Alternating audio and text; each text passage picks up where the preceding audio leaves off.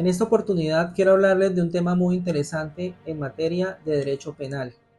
Pero antes que nada, quiero recomendarle a mis colegas penalistas y a los distintos profesionales del derecho la obra del doctor Santiago Vázquez Betancourt sobre hechos jurídicamente relevantes y delitos sexuales, donde el autor hace una recopilación profunda y extensiva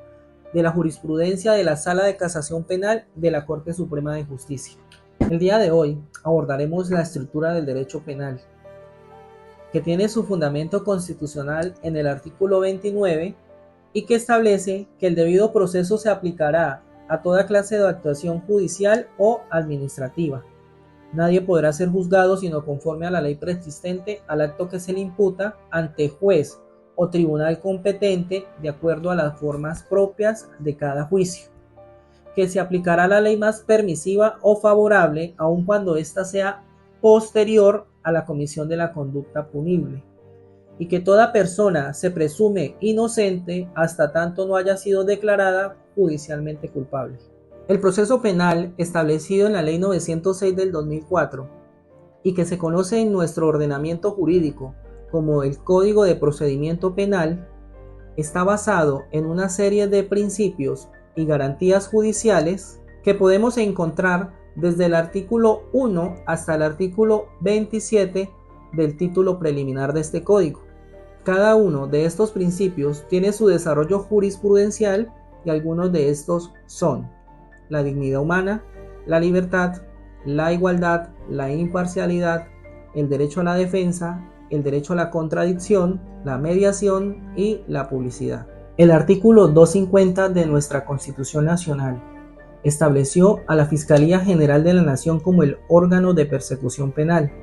y esta es la encargada de realizar la investigación de aquellos hechos que presenten las características de un delito. El proceso penal se surte por etapas, y la primera de estas se denomina la indagación, bien sea porque un ciudadano tuvo conocimiento de la comisión de un delito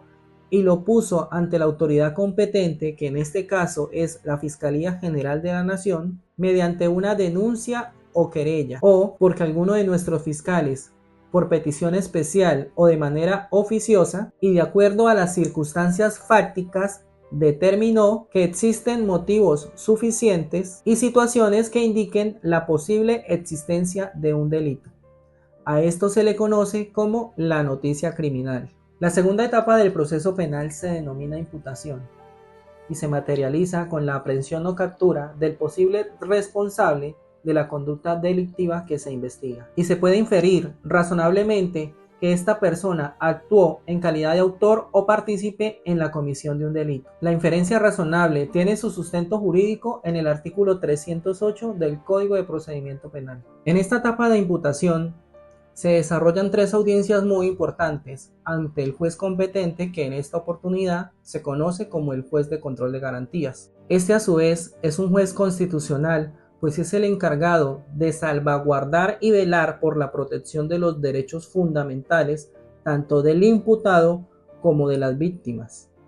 La función de control de garantías será ejercida por el juez penal municipal, pero a falta de este podrá ejercerla cualquier juez del mismo lugar sin importar su especialidad. El juez que ejerza la función de control de garantías quedará impedido para conocer la función de conocimiento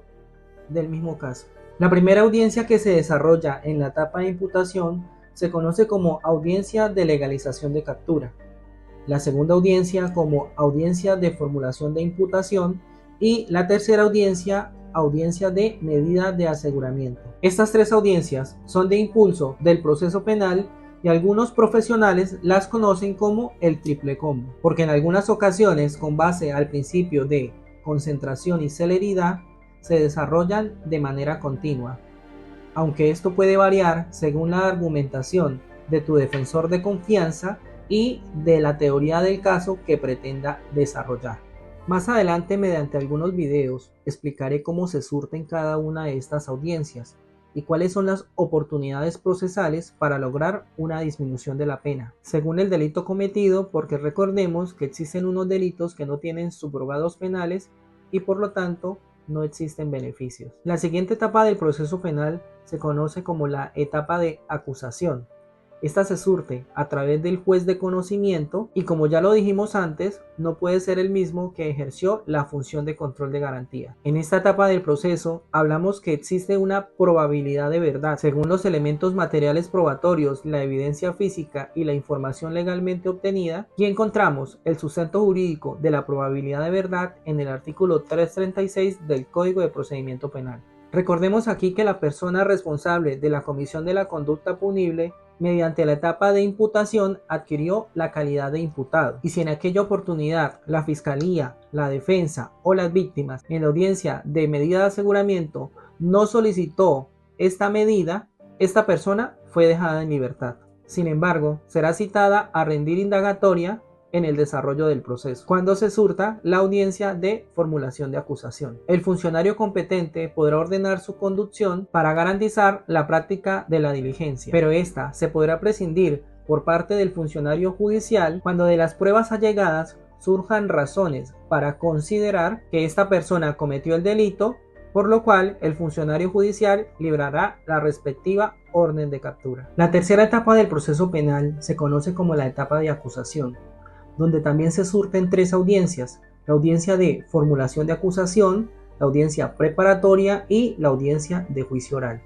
Estas audiencias se adelantan ante el juez de conocimiento. La finalidad del proceso penal es obtener conocimiento más allá de toda duda que el acusado, el cual adquiere esta connotación después de la audiencia de formulación de acusación, y que de acuerdo al juicio oral y a la práctica de pruebas, este cometió la conducta punible. El conocimiento más allá de toda duda tiene su sustento jurídico en el artículo 381 del Código de Procedimiento Penal. Nuevamente más adelante estaré desarrollando en diferentes videos el desarrollo de cada una de estas audiencias y las oportunidades procesales con sus porcentajes de disminución en caso de la aceptación de cargos durante el proceso penal. Por último, encontramos la etapa de condena, que le corresponde al juez de ejecución de penas y medidas de seguridad. La ejecución de la sanción penal impuesta mediante sentencia ejecutoriada en colaboración con el Instituto Penitenciario y Carcelario.